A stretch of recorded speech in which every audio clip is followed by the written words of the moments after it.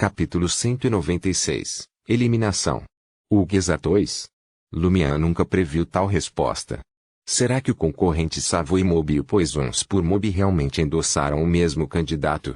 Se Hugues A2 tivesse sucesso, ele ajudaria o Poisons por Mob a lidar com o Savoy Mob?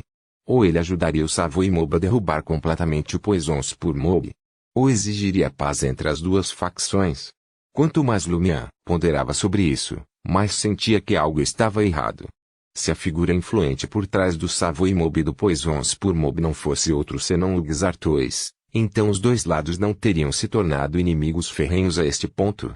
Embora Lumian tenha desempenhado seu papel, ele não estava agindo sob as bênçãos do chefe do Barão Brignais. Além disso, Hugues A2 não era um membro eleito do parlamento. Que autoridade ele tinha para proteger tanto o Savoy Mob quanto o Poisons por Mob? A única explicação plausível eram as maquinações do Partido do Iluminismo, mas não fazia sentido para eles incitarem duas turbas rivais a lutarem entre si até a morte. Lumian, sem experiência nesta área, não conseguiu encontrar uma resposta mesmo depois de muita reflexão. Tudo o que ele pôde fazer foi suspirar de arrependimento. Não posso empregar os homens da máfia de Savoy para intimidar secretamente os eleitores para que não apoiem Hugues A2. Ele olhou para Louis, sua confusão evidente quando perguntou, por que eu não sabia que nossa máfia de Savoy estava apoiando Hugues A2? Louis imediatamente ficou tenso. Presumi que o Barão tivesse informado você, chefe. Não foi esse o propósito da transferência. O Barão Brignais estava de mau humor depois de perder a Salle de Balbrise, por isso não se incomodou em me informar sobre muitas coisas. De qualquer forma, vou descobrir quando precisar saber. Lumian murmurou interiormente ao sair da Salle de Balbrise e retornar ao albergue do Coq Doré. Ele seguiu diretamente para o terceiro andar e seguiu para a sala 5, a residência de Anthony Reid, o corretor de informações. Estendendo a mão, Lumian bateu na porta de madeira. Batidas reverberaram, mas nenhuma resposta veio. Ele não deve estar presente. Isso faz sentido. Como pode um corretor de informações ficar escondido em casa o tempo todo? Lumian pegou um bilhete e uma caneta tinteiro que carregava consigo e escreveu no bilhete, usando a porta de Anthony Reid como superfície. Recebi informações de que Louis Lund será visto na Avenue do Marché de sábado a domingo. Fique de olho nele. Assim que você o encontrar, avise-me sem demora. Você pode me encontrar no quarto 207 do motel ou na Salle de Balbrise. O pagamento acordado será feito prontamente quando chegar a hora. Ciel. Depois de deslizar o bilhete pela fresta da porta do quarto 305, Lumian retornou à Salle de Balbrise e instalou-se no café, aguardando pacientemente o feedback. Louis Lund foi descoberto. Lumian levantou-se da cadeira, olhando para seu subordinado. O mafioso parecia inexplicavelmente ansioso, como se um leão faminto estivesse de olho nele. Sem esperar que Lumian perguntasse, ele gaguejou apressadamente, chefe, isso é ruim. Eu vi um grupo de policiais indo em direção ao depósito. O depósito? Isso não está sob a propriedade do patrão? Ah, perto do depósito fica o armazém do Rato Gisto. Será que o relatório de Franca entrou em vigor? Lumian rapidamente contemplou uma possibilidade. Isso o deixou desanimado. Aos seus olhos, as pessoas do espelho e qualquer dano potencial que pudessem trazer não se comparavam a uma única mecha de cabelo de Louis Lund. Suprimindo suas emoções e excitação residual, Lumian falou com seu subordinado, entendido. Eu cuido disso. Volte à sua postagem original e fique atento à pessoa retratada no pôster de procurado. Em meia hora, enviarei outros 4 para substituí-lo. Sim, chefe. O gangster deu um suspiro de alívio e desceu as escadas. Enquanto Lumian observava desaparecer, ele olhou para suas mãos trêmulas. Eles ainda tremiam ligeiramente.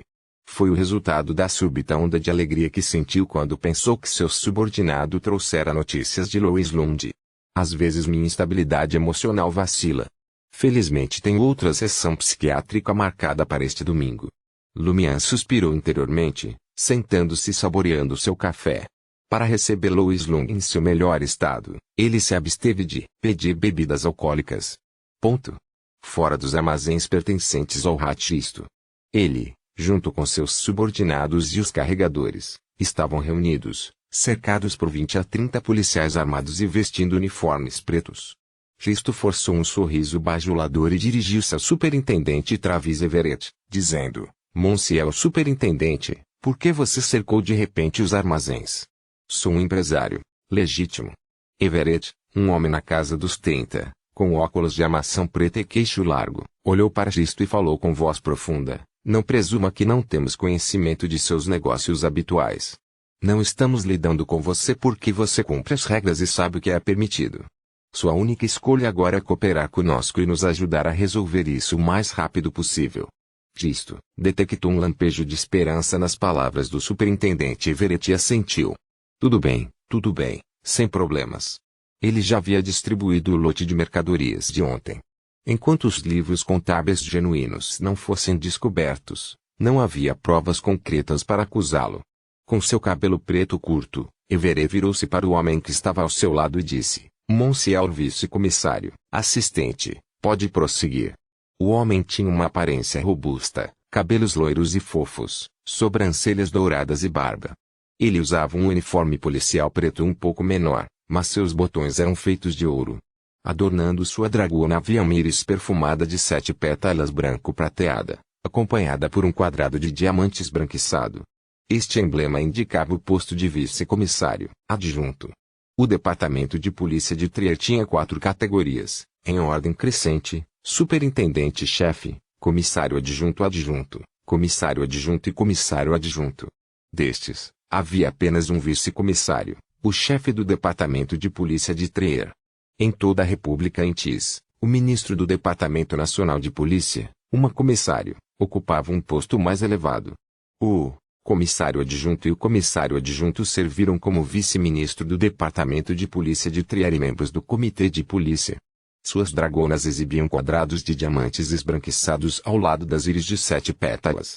Havia 4 comissários, 3 vice-comissários, 2 comissários adjuntos e um comissário adjunto, sem superintendentes-chefes. Por outras palavras, este homem, rude com cabelo loiro e barba dourada, ocupava uma posição igual a Emerck, o membro do comitê de polícia responsável por todo o Limarché do Quartier do Gentleman. No entanto, Risto não estava familiarizado com ele. Chame-me apenas de Angoulême, respondeu sucintamente o rude subcomissário adjunto. Seu olhar varreu Risto, Erquim e os outros, inexplicavelmente fazendo-os sentir como se estivessem olhando para o sol ofuscante, forçando-os a abaixar a cabeça. Angoulême desviou o olhar e instruiu a equipe apaisana atrás dele: Vocês podem trazer esse objeto agora. 2 membros da equipe se aproximaram da carruagem de 4 rodas próxima e revelaram um objeto largo, plano e de tamanho considerável, coberto por uma cortina de veludo preto. Posicionaram o objeto ao lado de Angoulême.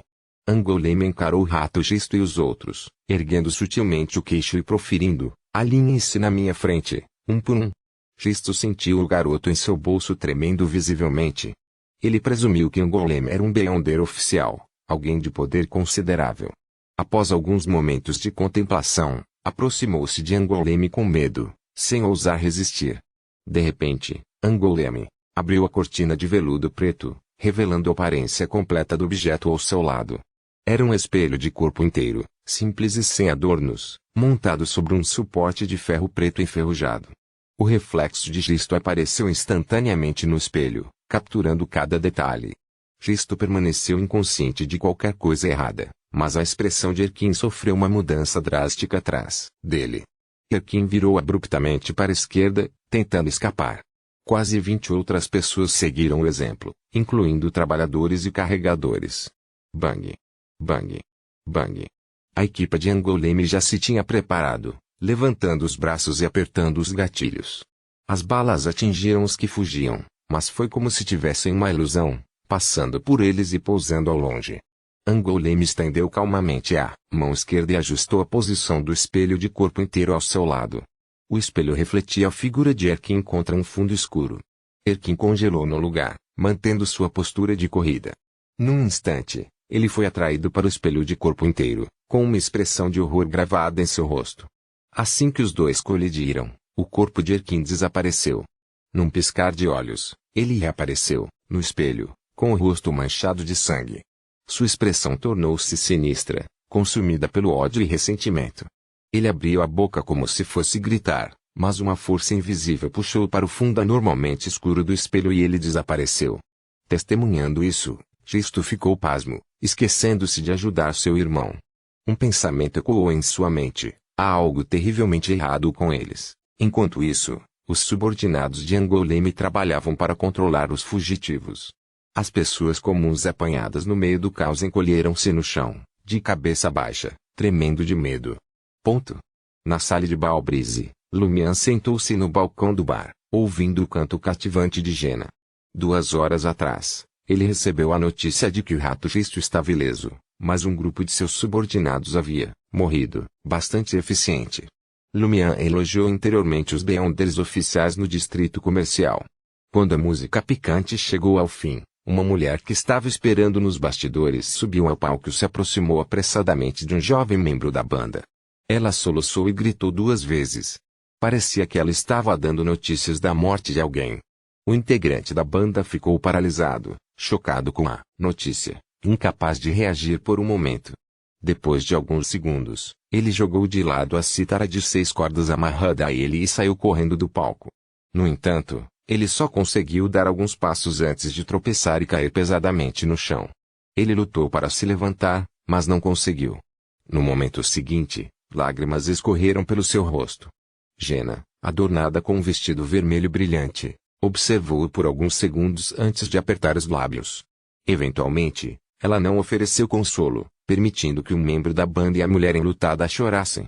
Ela desceu silenciosamente do palco e cruzou com Lumian, que havia saído do balcão do bar. O que aconteceu? Lumian perguntou. Jena soltou um suspiro suave e respondeu: o pai dele faleceu em um acidente há algumas horas. Eu o conheço. Aprender a tocar um instrumento musical não foi fácil para ele. Seu pai trabalha como porteiro e sua mãe lava louças. Sem o apoio inabalável deles, ele estaria limitado ao trabalho manual. Um acidente há algumas horas. Um porteiro. Lumian descobriu a causa. Ele olhou silenciosamente para o palco. Capítulo 197, Ajudante. Depois que o integrante da banda e sua mãe tiraram uma folga de René, empresário do Salle de Balbrise, as batidas dos tambores reverberaram pelo ar, sinalizando o início de uma nova rodada de dança. Lumian voltou seu olhar para Jena, que estava ao seu lado, e falou em tom casual. Achei que você iria oferecer a ele algum conforto. Afinal, você o conhece bem e frequentemente colabora com a banda deles. Jena, vestida com um deslumbrante vestido vermelho de lantejoulas que revelava uma quantidade generosa de seus seios, apertou os lábios e respondeu com calma.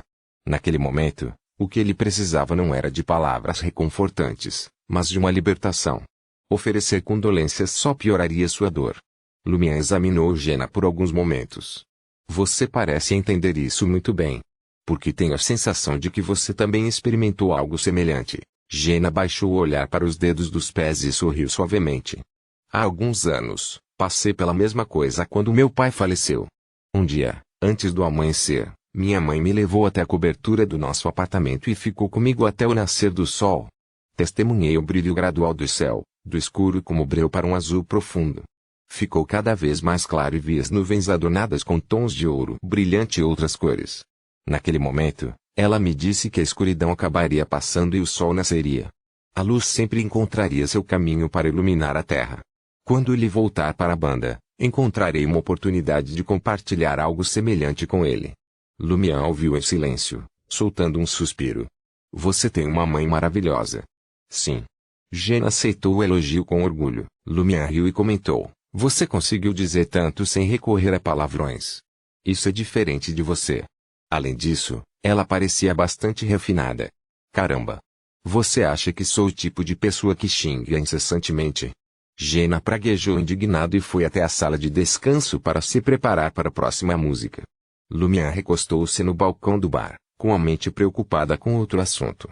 Ele tinha terapia marcada para amanhã à tarde e havia a possibilidade de Louis Lund aparecer no domingo. E se ele perdeu? O impulso inicial de Lumian foi escrever uma carta para Madame Mágica e solicitar que ela verificasse com sua psiquiatra, Madame Suzy, sobre a possibilidade de remarcar o tratamento em um dia. No entanto, ele não conseguia se livrar da sensação de que sua condição estava instável, nos últimos 2 dias. Se ele não agisse prontamente, poderia enfrentar graves consequências ao rastrear Louis Lund. Mesmo que Madame Paulis não fosse exatamente Madame Nid, Lumière não poderia confrontá-la diretamente. Seu objetivo principal era localizar a sobrevivente de Cordoue e iniciar uma conversa amigável com ela. Lumière não nutria muita animosidade por Madame Paulis.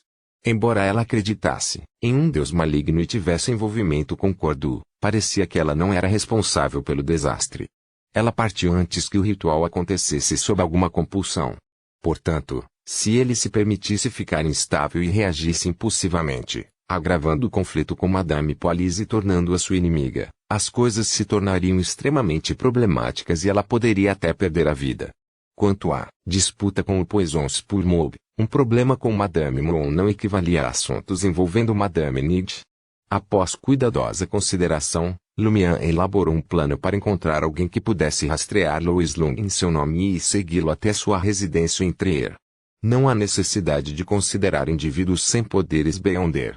Eles simplesmente não seriam capazes de acompanhá-lo.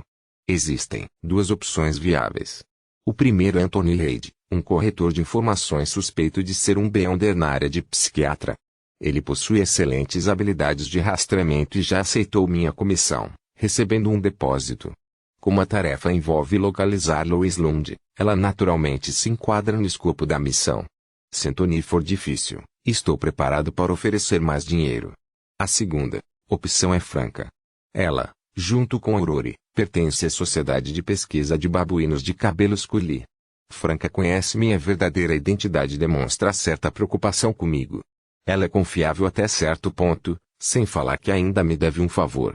Franca possui poder suficiente para seguir Louis Lund e até mesmo interceptá-lo, se necessário.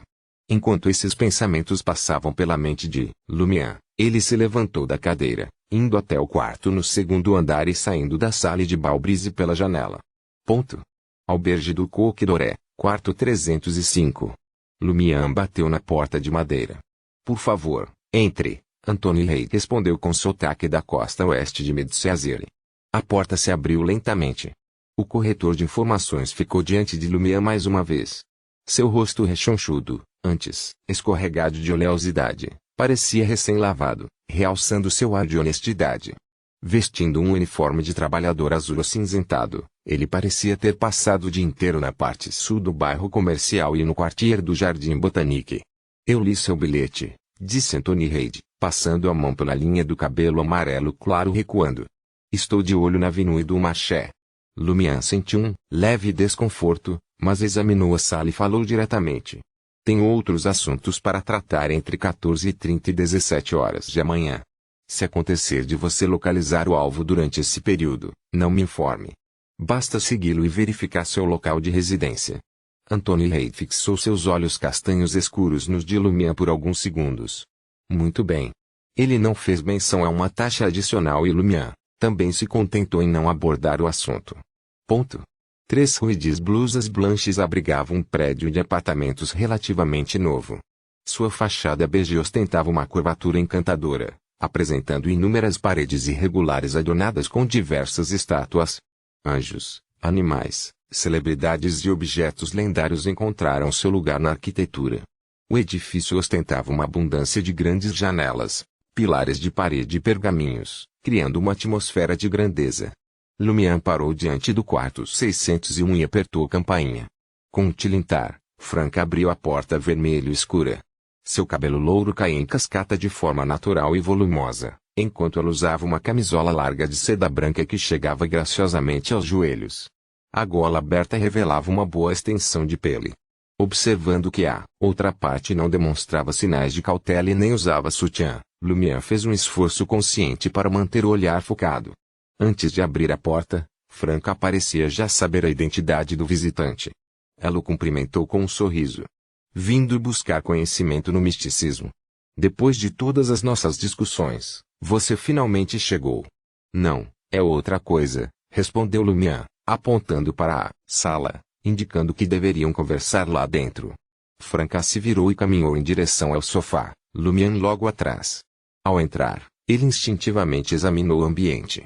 Este apartamento era composto por 2 quartos, uma casa de banho, uma sala e uma cozinha.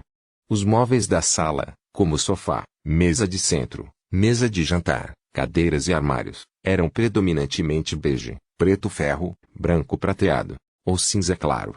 As cores eram suaves e sem vibração. A estética geral era de simplicidade e limpeza, mas também exalava um toque de frieza. Contrastava fortemente com os estilos de sala de estar encontrados na maioria das famílias. Lumian sentou-se na beirada do divã enquanto Franca enrolava as pernas e reclinava-se na poltrona adjacente, revelando suas curvas sedutoras. "O que te traz aqui?" Franca perguntou. Lumian apontou para ela. "Você não está pensando em trocar de roupa?" Franca olhou para sua camisola e chegou a uma conclusão. "Talvez seja porque você conhece o meu gênero original. Quando estou perto de você, sempre tenho essa ilusão de que ainda sou um homem e esqueço de prestar atenção nesses detalhes." Um sorriso brincou em seus lábios. Em vez de mudar de roupa, ela mudou a postura sentada, acentuando ainda mais seu encanto. Depois de alguns momentos, ela até deixou a poltrona reclinável e se acomodou ao lado de Lumian. Sentindo o olhar perplexo de Lumian, ela riu e comentou: "Já que você não quer espiar, por que eu deveria me preocupar em me trocar?" Ela fez um gesto brincalhão, provocando-o sem reservas. "Madame, você tem um senso de humor perverso." Lumian suspirou. Franca sorriu e respondeu: "A vida já é difícil. Preciso procurar alguma diversão para mim. Mas eu sou considerado bem.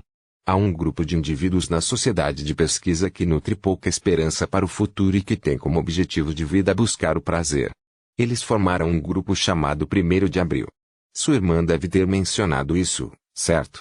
"Ela fez isso", confirmou Lumian, lembrando-se de ter lido sobre isso nos Grimórios de Aurore.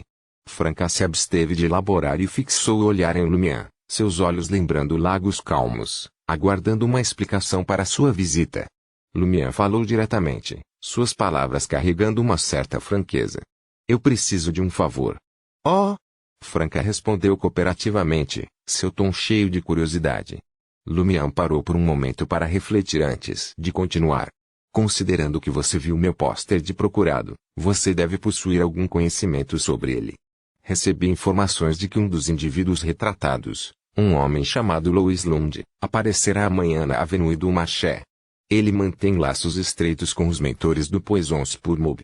Minha intenção é prendê-lo e desvendar a verdade por trás da catástrofe em Cordoue. No entanto, estarei preocupado com assuntos cruciais amanhã à tarde, por isso não posso esperar pessoalmente pela sua chegada. Espero que você possa me dar sua ajuda. Se ele aparecer, siga-o e verifique seu paradeiro. Se você se sentir confiante, ajude-me a capturá-lo. Ele já possuiu poderes Beyonder equivalentes a uma sequência 8 e provavelmente é um jardineiro, embora não possa dizer com certeza no momento. Depois de adquirir o espelho, você prometeu me compensar. Seria isso?" Franca respondeu com raiva: "Isso diz respeito à morte de trouxa." "Certamente ajudarei. Compensação não é um termo apropriado neste contexto. Segui-lo não conta. Mas atacá-lo conta." Lumian propôs. Percebendo a natureza educada e imparcial de seu pedido, Franca não insistiu e simplesmente assentiu. "Isso também funciona." A curiosidade dançou em seu rosto enquanto ela fazia outra pergunta. "O que poderia ser mais urgente do que prender esse indivíduo chamado Louis Lund? Eu esperava que você estivesse mais preocupado em descobrir a verdade por trás de Cordoue." Lumian ponderou brevemente antes de falar abertamente. "O desastre de Cordoue me deixou às voltas com certos problemas psicológicos. Atualmente estou em tratamento regular. Temo que, sem um acompanhamento oportuno, perderei o controle das minhas emoções, comprometendo assim a minha busca pela verdade." Franca sentiu com simpatia, demonstrando sua compreensão. Tomando a iniciativa, ela deu uma sugestão. "Você gostaria que eu encontrasse um psiquiatra genuíno, uma com poderes Beyonder, para você?" "Meu psiquiatra já os possui", revelou Lumian, sem reter nada.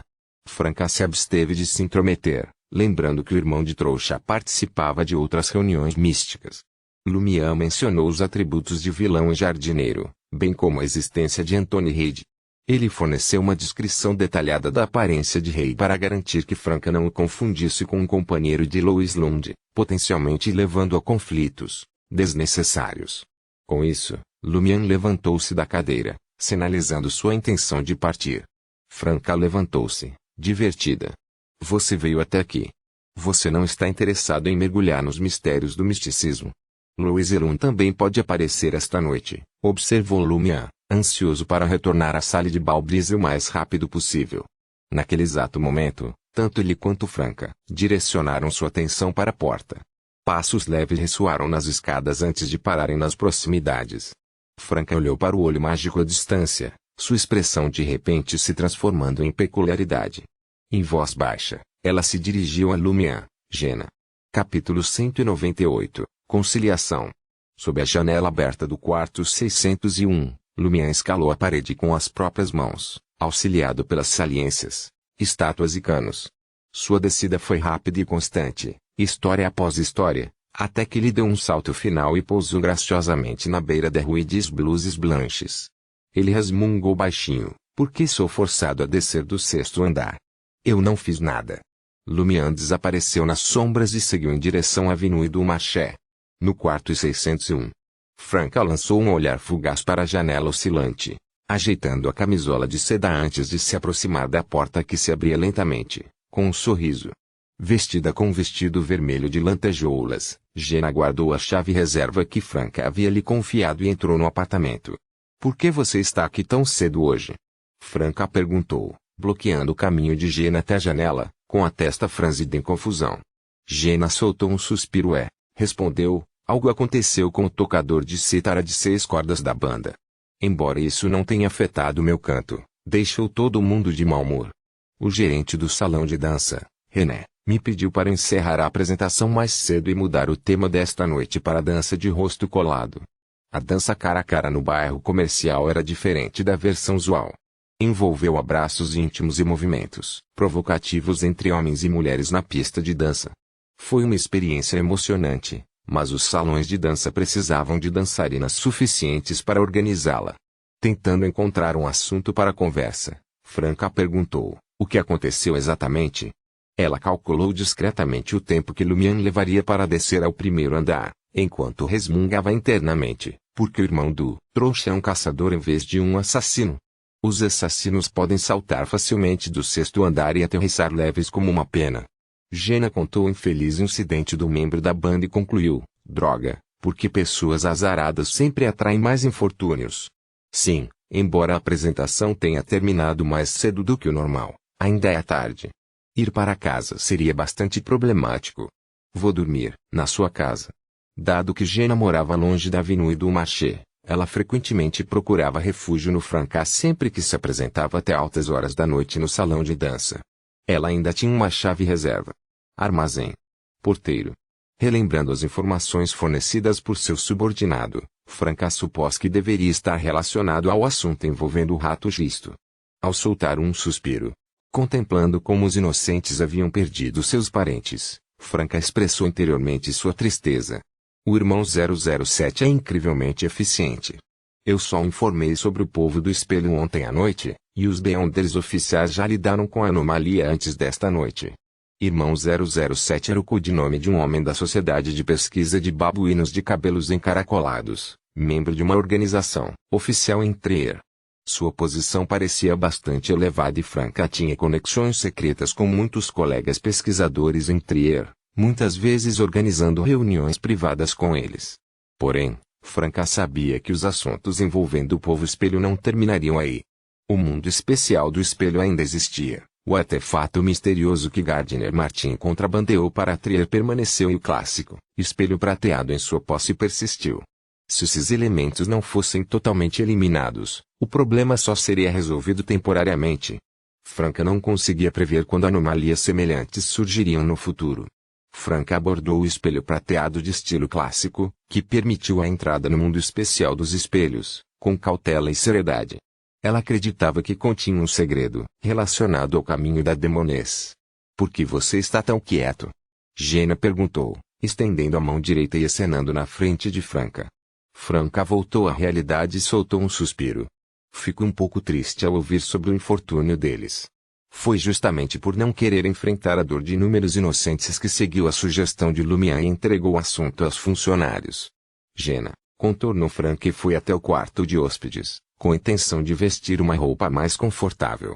Estava um pouco abafado, explicou Franca rapidamente. Jenna olhou para ela com suspeita. Por que você sentiu necessidade de explicar? Ai! Franca quase engasgou com a própria saliva.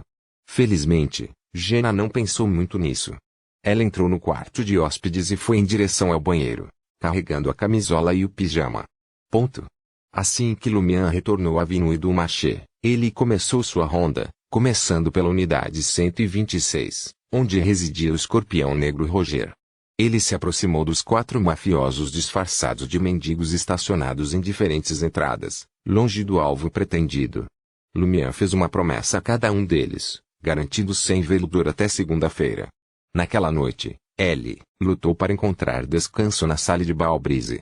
Ocasionalmente, ele acordava, atento a qualquer sinal de movimento do lado de fora da janela, na esperança de captar o som de passos apressados. De madrugada, enquanto tomava o café da manhã na cafeteria e folheava um jornal, Louis subiu do primeiro andar e sussurrou no ouvido de Lumian: chefe, o superintendente Everett solicita sua presença no Café Valiant, em frente à sede da polícia, para uma xícara de café. Precisamente às 10 horas o superintendente Everett quer me conhecer, o recém-nomeado líder da máfia de Savoy. Lumian permaneceu relativamente calmo com os óculos do inquisidor misterioso em sua posse. Ele perguntou a Louis, quem mais estará lá? Muitos, Louis respondeu em tom abafado. Dizem que todos os líderes da máfia do distrito comercial se reunirão. A votação oficial começa hoje. A votação se estenderia por 3 dias. É isso mesmo. Então eles não nos deixarão atrapalhar as eleições da Convenção Nacional, ao que parece. Eu me pergunto se o Poisons pour Moby comparecerá. Lumian acenou com a cabeça e deixou o Salle de Balbrise às 9h15, voltando para o albergue do Coq d'Oré, na sala 207. Ele colocou os óculos de inquisição misteriosa, experimentado a sensação desorientadora de descer de grandes alturas e enterrar-se no chão. Suprimindo a vontade de vomitar, Lumian pegou um espelho e todos os seus cosméticos, ocupando-se com os preparativos. Ele optou por alterações sutis, concentrando-se em engrossar as sobrancelhas, acentuar as maçãs do rosto e realçar áreas sombreadas. Os ajustes criaram a impressão de que era de fato Ciel e não outra pessoa.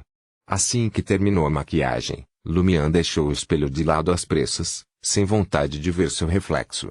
Pouco antes das 10 horas, ele chegou ao Café Valiant e foi prontamente escoltado por um garçom até uma sala privada. Ao entrar, ele imediatamente reconheceu vários rostos familiares: o Barão Brignais, adornado em traje formal com cartola e cachimbo, Franca, calça esporte, bota vermelha e blusa, o imponente gigante Simão, e a figura de comerciante de Bloodbaum Black. Sentada em uma poltrona na cabeceira da mesa, Travis Everett, vestindo uniforme preto, levantou-se com um sorriso ao ver Lumian entrar. Você deve ser Ciel, estou certo? Sim, superintendente Everett, Lumian respondeu respeitosamente. Franca, o Barão Brignais e os outros, que haviam subido ao lado de Travis Everett, trocaram olhares perplexos ao observar Lumian. O olhar de Franca desviou iluminado quando ela reconheceu o cabelo preto dourado. O Barão Brignais, o gigante Simon e o resto gradualmente perceberam que era Ciel. Ajustando os óculos de armação preta, os olhos azuis do superintendente Everett brilharam enquanto ele elogiava Lumian e dava tapinhas na poltrona reclinava ao lado dele. Você está no distrito comercial há menos de 3 semanas, mas já assumiu a Salle de Balbrise. E você é tão jovem. Você é realmente excelente. Suspiro, o distrito comercial não tem estado pacífico no último mês. Ele meio que elogiou Lumian e deu um tapinha em uma poltrona reclinava ao lado dele. Venha, sente-se aqui, deixe-me apresentá-lo aos outros. Quando Lumian ficou ao lado de Everett, o superintendente apontou para um homem de meia idade sentado à mesa de centro e disse: Roger, você o conhece, não é? Escorpião Negro Roger. Lumian dirigiu seu olhar para o homem de meia idade. Roger, vestido com trajes formais e cabelos pretos bem penteados, tinha um rosto ligeiramente rechonchudo e seus olhos azuis, profundos lembravam o vasto mar. Estamos nos encontrando pela primeira vez, respondeu Lumian com um sorriso. Ele notou um olhar arrepiante emanando do escorpião negro. Everett começou a apresentar as pessoas sentadas ao lado de Roger. Armand, Castina. Ao entrar na sala privada, Lumian notou apenas Armand entre os poucos membros da máfia de Savoy. A cabeça brilhante do careca chamava tanto a atenção que Lumian quase desviou o olhar, temendo que pudesse refletir sua aparência disfarçada. Após uma inspeção mais detalhada, Lumière reconheceu as características únicas de Armand, uma sobrancelha proeminente, nariz alto e lábios profundos. Ele possuía o fascínio de um indivíduo robusto e bonito. Mesmo sentado, sua altura imponente era evidente, complementando esplendidamente sua camisa, escura. Castina, pequena e provavelmente com menos de 1,55 metros de altura, parecia ter cerca de 30 anos. Ela possuía cabelos ruivos cacheados, olhos castanhos, uma figura curvilínea que chamava a atenção e lábios carnudos. Você deveria estar familiarizado com a Ciel do Savoy Mob, certo? Everett apresentou Ciel a Roger e aos outros. Roger deu um sorriso frio. De fato, superintendente. A impressão que ele causou em mim nunca irá desaparecer. Os olhos do careca Armand brilharam de ódio e crueldade. Everett suspirou e disse: todos nós moramos no distrito comercial. Somente coexistindo pacificamente poderemos garantir um futuro melhor e maior riqueza. Se surgir algum conflito, venha até mim. Eu mediarei e arbitrarei. Ciel, leve esta xícara de café para Roger e entregue os lucros da Salle de Balbrise pelos próximos 6 meses. A questão entre Margot e Ait termina aqui. Se alguém incomodar você com relação a esses assuntos novamente, sinta-se à vontade para me informar diretamente. Lumière observou Roger, Armand e Castina com uma sensação de diversão, percebendo que seus olhos não tinham piedade, apenas frieza e malevolência contidas. O barão Brignais e os outros permaneceram em silêncio, observando a cena se desenrolar como se fosse um espetáculo. Franca balançou a cabeça para Lumière, sinalizando para ele não agir de forma imprudente. Lumière se abaixou e pegou a xícara de café da mesa. De repente, ele levantou as mãos e jogou o conteúdo do copo em Black Scorpion Roger. Reagindo rapidamente, Roger evitou um líquido, colidindo com a mesinha de centro. Armand e Castina levantaram-se de um salto. Simultaneamente, Lumière apontou para Escorpião Negro Roger e xingou: foda-se. Você está desconsiderando as palavras do superintendente. Fazendo-se de bobo, não é? Se você não deseja paz, fale. Eu, Ciel, esperarei por você na Salle de Balbrise. O olhar em seus olhos me diz que a vingança está em sua mente. Que descaramento. Franca não havia previsto a audácia de Lumière. Capítulo 199. Indisciplinado. Travis Everett escondeu suas emoções por trás dos óculos de armação preta, tornando-as inescrutáveis. No entanto, ele não fez nenhuma tentativa de impedir as ações de Lumière. Era como se ele tivesse se transformado em um mero observador. O barão Brignais, Bloodhound Black e os demais ficaram surpresos com a reação de Lumière. Eles não conseguiam imaginar sua audácia de jogar café no Black Scorpion Roger na frente do superintendente e sabotar a mediação. Em particular, o barão Brignais sentiu como se estivesse encontrando pela primeira vez o seu antigo subordinado, agora colega. Ele é muito mais indisciplinado e imprudente do que eu imaginava. Ele se recusa a aceitar quaisquer queixas e não está disposto a pagar qualquer preço. Embora ele tenha tentado transferir a culpa para o Escorpião Negro Roger e os outros, era evidente para qualquer pessoa com um mínimo de bom senso e percepção que Lumière era o instigador do conflito, movido por uma forte vontade própria. Claramente, ele não tinha intenção de reconciliação. Ele procurou apenas uma desculpa para minar a proposta do superintendente Everett. Isto não é um tapa descarado na cara do superintendente Everett. O superintendente exercia considerável influência no distrito comercial. Um ligeiro embelezamento em reportar a autoridades superiores, ou melhor, declarar a verdade nua e crua, chamaria a atenção dos Beyonders oficiais e desmantelaria todas as nossas empresas, incluindo os líderes da máfia de Savoy.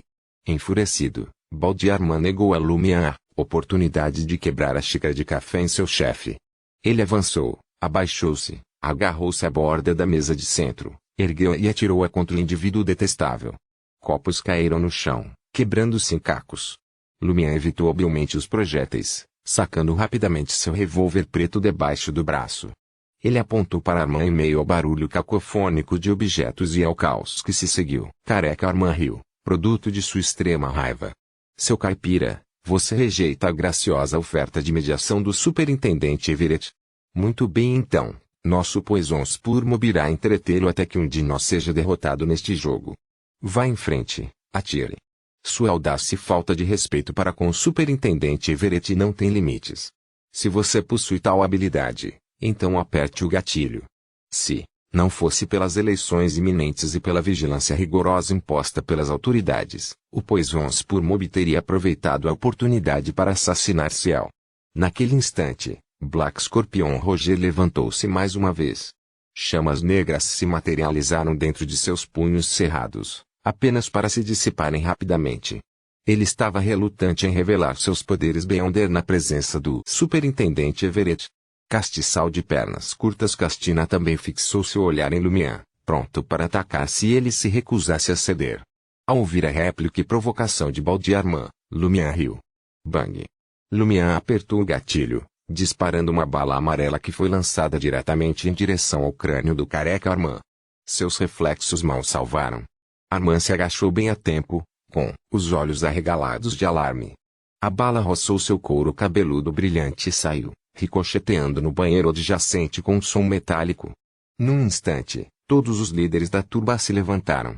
Black Scorpion Roger e Short Legend Candlestick Castina fixaram-se em Lumian, preparando-se para retaliar. Implacável, Lumian permaneceu resoluto. Ele baixou a arma e apontou mais uma vez para Baldiarman, com o olhar desprovido de qualquer emoção. Suficiente. Naquele exato momento, o superintendente Everett, que estava sentado calmamente, falou. A autoridade indescritível que emanava dele, combinada com sua posição estimada, obrigou Lumian a impedir instintivamente o dedo de puxar o gatilho. Aproveitando a oportunidade, Baldiarman mudou de posição e levantou-se. Embora os outros mantivessem sua postura combativa, a tensão palpável que persistia dissipou-se. Lamentando a chance perdida, Lumian guardou relutantemente o revólver no coldre e se virou para Everett. Superintendente, estou disposto a atender ao seu pedido, mas eles não parecem inclinados a fazê-lo. Os olhos de Everett piscaram por trás dos óculos de armação preta. Levantando-se, ele examinou a sala. Abordaremos o seu conflito após a eleição. Nos próximos 3 dias, espero que todos vocês se comportem adequadamente. Se não fizer isso, você fará de mim um inimigo. Acredite em mim, essa é uma situação com a qual você não será capaz de lidar. Embora a voz de Everett fosse profunda, seu tom permaneceu calmo, desprovido de raiva ou arrogância. Em vez disso, uma pitada de sinceridade permeou suas palavras. No entanto, aqueles que residiam no distrito comercial há mais de 2 anos lembravam-se de um termo, média valente. 2 anos antes, o Valiant Mob tinha um status semelhante ao Savoy Mob no distrito comercial. No entanto, devido ao seu repetido desafio e desrespeito para com o superintendente Everett, foram impiedosamente erradicados numa operação conjunta conduzida pelas autoridades. A ascensão subsequente do Poison Spur Mob foi em parte devido ao vácuo de poder deixado para trás no submundo do distrito. Agora, apenas o Café Valiant era uma prova da existência de tal multidão. Os líderes do Savoy Mob, do Poison Spur Mob e das outras 2 gangues de médio porte ficaram em silêncio por alguns segundos antes de responder às palavras do superintendente Everett. Expressaram o seu compromisso de conter os seus subordinados e garantir que a eleição decorreu sem perturbações. O olhar do superintendente Everett percorreu seus rostos. Sem pronunciar outra palavra, ele caminhou em direção à saída da sala privada. Enquanto ele desaparecia além da porta, Black Scorpion Roger, Baldiarman e Short Legend Candlestick Castina lançaram olhares frios para Lumian antes de partirem do café. Os líderes de gangue restantes não permaneceram, deixando apenas o Savoy Mob nos limites da sala privada. O Barão Brignais deu uma tragada lenta em seu cachimbo e dirigiu-se a Lumian. Você agiu muito impulsivamente lá atrás. Lumian ofereceu um leve sorriso em resposta e respondeu, estava aguardando uma oportunidade como essa. Infelizmente, não consegui aproveitá-lo para incitar o conflito. Observando as expressões perplexas nos rostos de Gigante Simon, Bloodhound Black e dos outros, Lumian elaborou calmamente. Já fizemos 2 tentativas, e o Poison Spur Mob escolheu resistir. Barão, como você corretamente observou, eles abrigam um problema significativo e aguardam a sua chance. Acredito que essa oportunidade se apresentará em breve. Se não conseguirmos incapacitar o Poison Spur Mob antes disso, enfrentaremos sua retaliação descontrolada. E quando esse momento chegar, nenhum de vocês poderá escapar. Apenas um momento atrás, Havia apenas 3 membros do Poisons por Mob presentes, enquanto éramos 5. Botas vermelhas, sua força é comparável à do escorpião negro. Com minha ajuda, você certamente poderá dominá-lo. Barão, Simon, Black, é concebível que vocês não consigam lidar com Baldy e Short Legend Candlestick. Um de vocês pode até impedir o Superintendente Everett. Enquanto o Poisons por Mob se atrever a contra-atacar, eliminaremos todos eles aqui mesmo. Hatchristo recebeu instruções do Superintendente Everett na noite anterior de que não seria convidado hoje. O Barão Brignais, Bloodhound Black e seus camaradas acharam as palavras de Ciel razoáveis, mas o medo profundo por esse indivíduo surgiu em seus corações. Ele não estava blefando. Ele realmente desejava eliminar Baldy Armand e os outros. Ele era muito louco e extremo. Ele possui a audácia de cometer qualquer ato sem hesitação. Mas isso equivale a dar um tapa na cara do Superintendente Everett. As repercussões serão extremamente problemáticas. Palma de Sangue Black balançou a cabeça. Franca compartilhava da mesma preocupação. Ela queria alertar Lumian de que tal atitude o tornaria indesejável no distrito comercial. Ele pode até acabar com outro pôster de procurado. Porém, reconhecendo que os demais líderes estavam presentes e não puderam revelar sua verdadeira amizade com a Lumian, Franca selou a boca. Um sorriso interrogativo apareceu nos lábios de Lumian, quando ele perguntou: o Superintendente Everett não foi morto pela turba do Espora venenosa? Lunático. Essa noção passou pela mente de todos. O Barão Brignais, acariciando suavemente seu cachimbo cor de mogno, entrou na conversa. É quase impossível esconder isso dos Beyonders oficiais. É apenas uma desculpa. Nesse caso, deixe para lá. A culpa de tudo é um lunático como eu. Na pior das hipóteses, partirei do distrito comercial. Confio que o chefe providenciará outra tarefa para mim assim que esta tempestade passar, comentou Lumian calmamente, com um sorriso sereno enfeitando seu rosto. Este foi realmente um fragmento de seus pensamentos genuínos. A missão do Sr. K girava em torno de ganhar a confiança de Gardner Martin, não de administrar Sallie de Balbris ou estabelecer uma posição segura no distrito comercial. Se sua provocação tivesse enfurecido genuinamente o escorpião negro Roger e seus cúmplices, Lumian acreditava que Franca certamente viria em seu auxílio. Com um dos líderes do Savoy Mob ao seu lado, os outros não hesitariam em agir. Quando chegou a hora, unidos em força, eles tinham uma grande chance de eliminar os 3 líderes restantes do Poisons por Mob. Depois de desvendar o esquema do Poisons por Mob, Gardner Martin sem dúvida apreciaria a abordagem ousada e pouco ortodoxa de Lumian na erradicação de ameaças ocultas. Mesmo que perdesse a Sallie de Balbris e fosse obrigado a escapar mais uma vez, apenas encontraria refúgio no outro local de Trier e continuaria a servir Gardner Martin até obter a sua aprovação total. Além disso, foi vantajoso para Lumian. Se o Poisons por Mob finalizasse seus preparativos, ele seria o principal alvo de vingança. Deixar de resolver o problema de antemão só aumentaria o perigo que ele enfrentava. No futuro, mesmo que Madame Mon criasse outro grupo, Lumian não se preocuparia. Hoje, Lois Lum provavelmente estaria presente no distrito comercial. Ao suprimir temporariamente as mortes do Escorpião Negro, Roger e dos seus comparsas, criando uma fachada de tranquilidade, Lumian poderia esperar pacientemente o seu alvo no número 126 da Avenue do Marché. Estes indivíduos não eram candidatos parlamentares cuja morte provocaria alvoroço. Após alguns momentos de silêncio, o Barão Brignais aproximou-se da porta e lembrou: o Superintendente Everett provavelmente marcou você. Haverá problemas consideráveis após a eleição. Lumian respondeu com um sorriso: talvez ele desapareça misteriosamente um dia. Dito isto, Lumian suportou calmamente os olhares levemente apreensivos do gigante Simon e seus camaradas. Veja, tendo estabelecido as bases, qualquer coisa que eu disser agora irá convencê-los a todos. Ponto. Às 15h15, Lumian chegou ao quartier do Jardim Botânico em carruagem pública. Mais uma vez, Ellie contemplou o Maison Café, instalado em um prédio beige de 4 andares, adornado com plantas verdes exuberantes entrelaçadas nas paredes externas. Passando por uma passarela protegida sustentada por pilares, entrou no interior, envolto por paredes verdes escuras e amplas janelas. Instalando-se no familiar estande D, ele tirou o chapéu redondo de abas largas. Uma xícara de café em tis, ele instruiu. A garçonete esperou pacientemente. Capítulo 200, Espectador. O café titular era rico e aromático, uma combinação perfeita para o cupicaque cremoso. Embora o foco de Lumian estivesse em outro lugar, ele ainda apreciava sua beleza.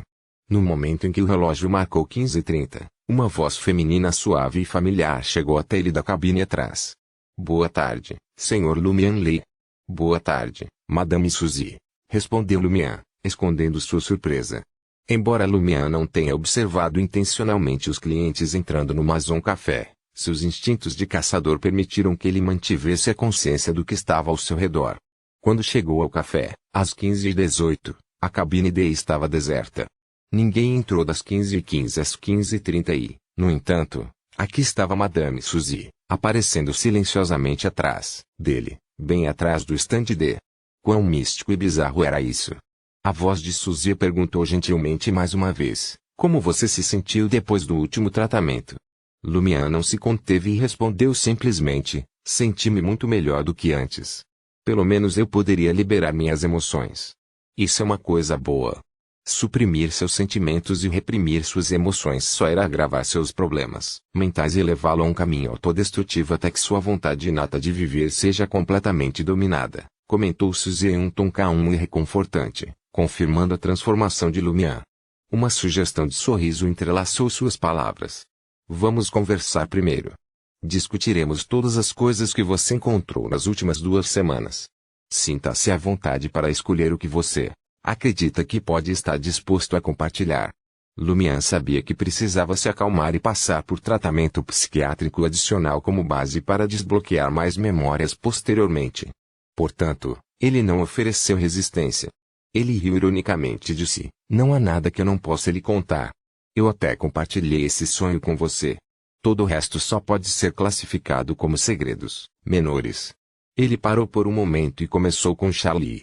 Há um sujeito azarado e estúpido no motel onde estou hospedado. Lumian contou casualmente os acontecimentos das últimas 2 semanas. Gradualmente, sua mente relaxou, como se ele tivesse retornado a um tempo anterior à destruição de Cordu. Aurore, que raramente se aventurava fora, ouvia dele tudo o que acontecia em Cordu. Ele adorava compartilhar isso com a irmã, vangloriando-se até das pegadinhas bem-sucedidas que havia orquestrado. Com o passar do tempo, a postura rígida de Lumian suavizou-se quando ele afundou no sofá mácio. Ele se absteve de aprofundar mais detalhes. O tempo era limitado e ele não podia desperdiçá-lo. Ele não tocou na sociedade de pesquisa dos babuínos de cabelos encaracolados, no verdadeiro gênero de Franca ou em suas suspeitas a respeito dos motivos dela para se juntar à máfia de Savoy.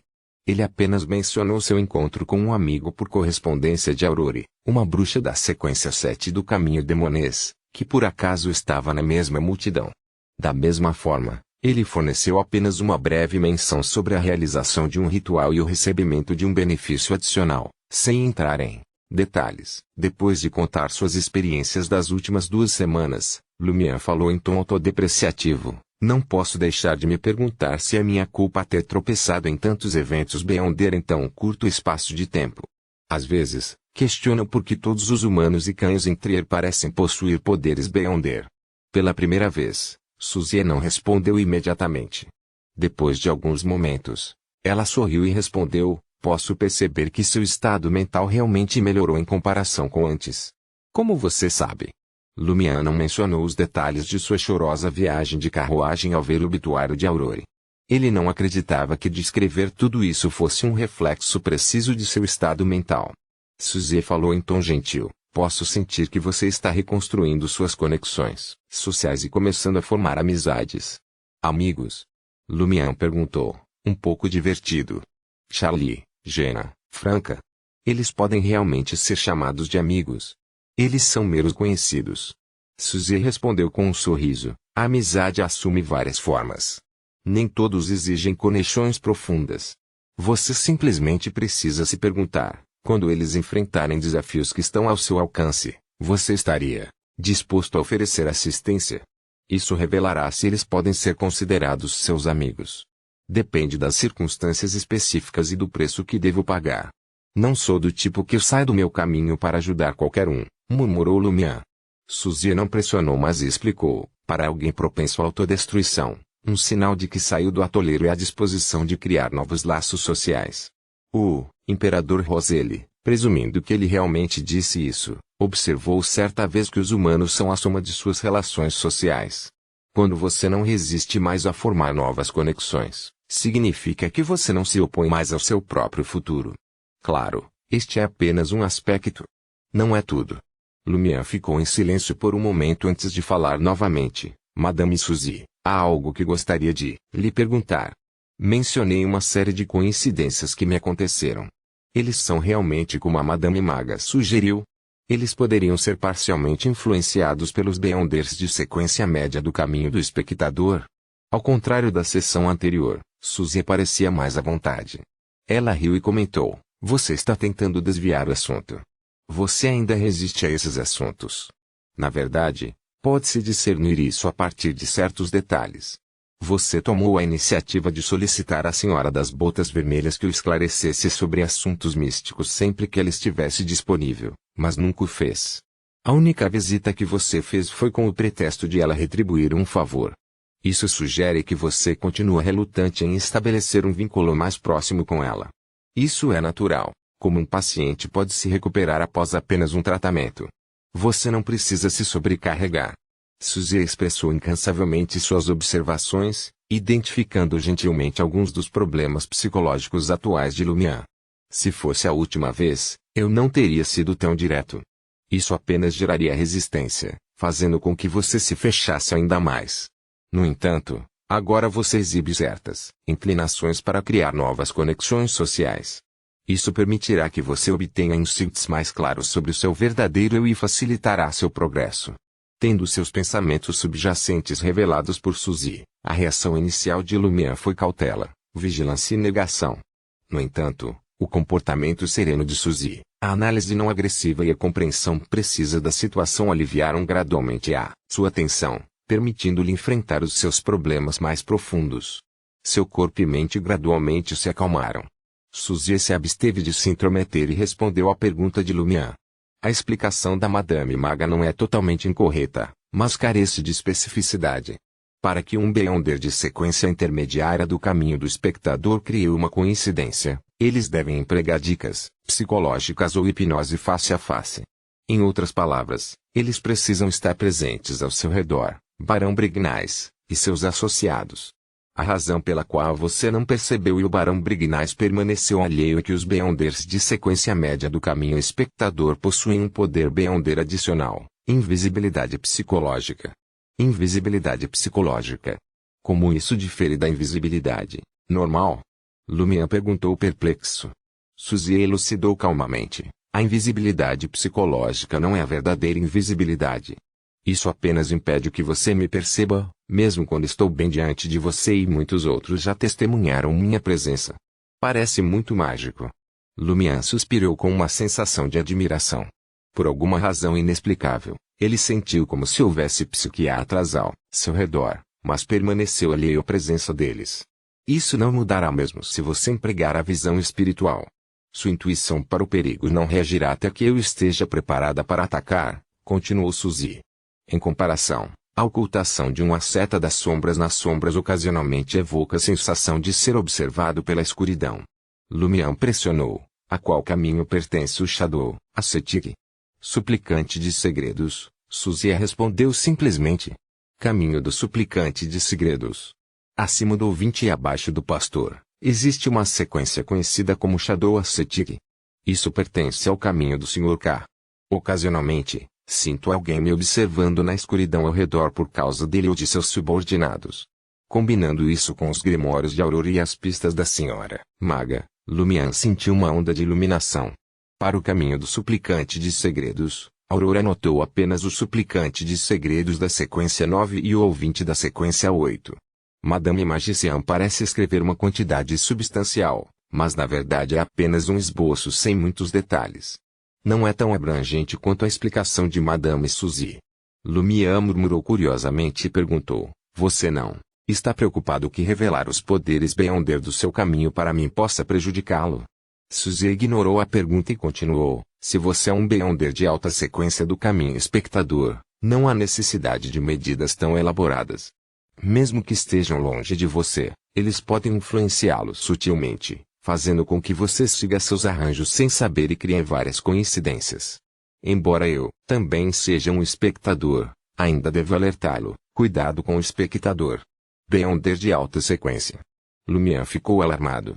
Então, você combinou que o jornaleiro me entregasse um jornal desatualizado? Madame Suzy é uma Beyonder de alta sequência, uma verdadeira semideusa. Não fui eu, disse Suzy, sentindo-se um pouco envergonhada. Era meu companheiro. Companheiro? Lumière lembrou a sugestão inicial da Sra. Mag e adivinhou: o outro psiquiatra. Ele esteve aqui da última vez também? Sim, Suzy admitiu com franqueza. Sua condição é mais grave e eu não estava muito confiante, então a convidei para me ajudar. Sim, como medida de precaução. Na verdade, ela está aqui hoje também. Ela está sentada à sua frente. Na minha frente. Lumière olhou surpreso para o assento vazio na mesa de centro. Não só não havia ninguém presente, mas também não havia sequer um recuo de alguém sentado ali. No instante seguinte, ele ouviu uma voz feminina gentil com uma sugestão de sorriso e um tom ligeiramente vivo. Olá,